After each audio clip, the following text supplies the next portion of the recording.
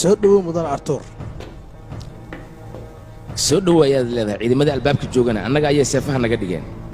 maxaad ka cabsi qabtaa ii sheeg kaligaa maan cid walboo imaadane seefaha sidaana looga dhigaa mudan takfuur waa uu geeriyooday xilkan hadda anigaa gacanta ku haya xilkaas inta qof cusub looga magacaabayne aniga ayaa sii saarnan doona geeridii degdega ahayd ee ku timid takfuur yaaniis dhammaanteen aad ayaan ula wada yaabnay waana idinkaga tacsiyadaynaynaa aniga haddii lama filan ayayna narqatay xanuunkeeda ilaa hadda wuuna hayaa aniga haddii waxaan malaynayaa aabbahay inuu dhintaba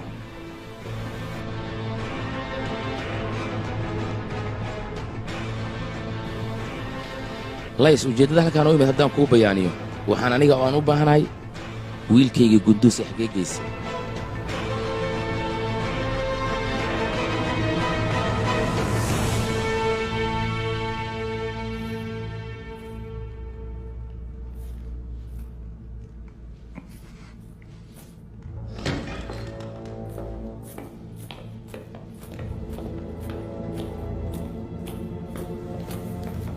ولو كحينيا حكي لي كحينيا أديك أركي دون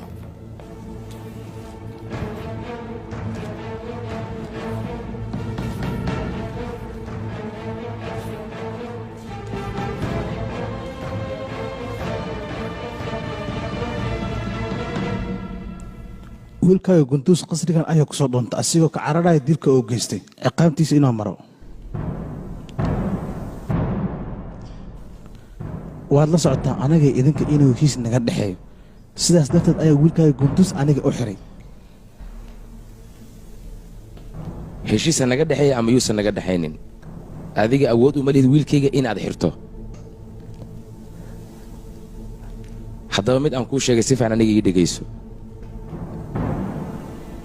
wiilkayga aniga oo keliya ayaa xukumi kara hadda mee Qunduus ii sheeg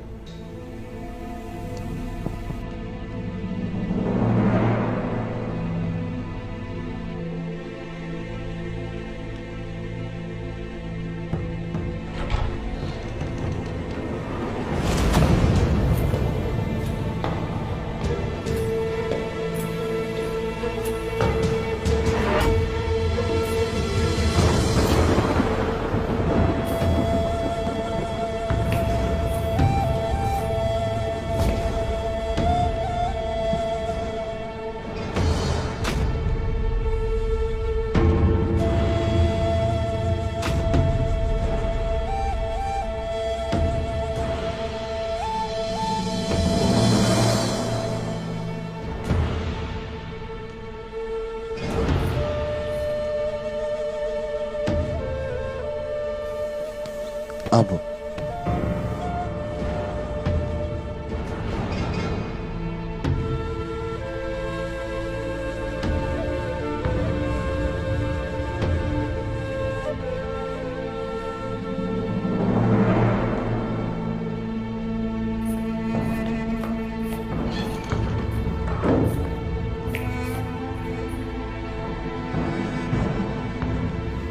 wiilkayga Qunduus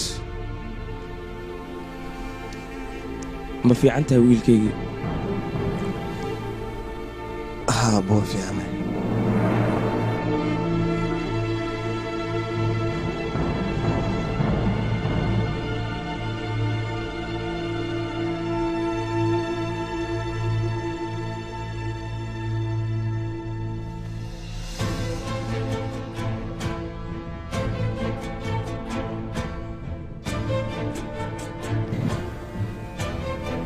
lays adigoon warka ii laalaabin waxaan rabaa ujeeddadaada inaad ii sheegto maadaama uu wiilkan soo galay qasrigan amar la'aan annaga ayaa maxbuus noo yahay haddii aad rabto inaad kaxaysatana waxaa lagaa rabaa madax furasho mudan artur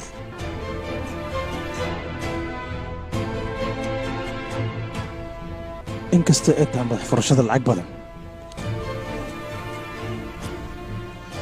haddii kugu adkaata bixinteeda adiga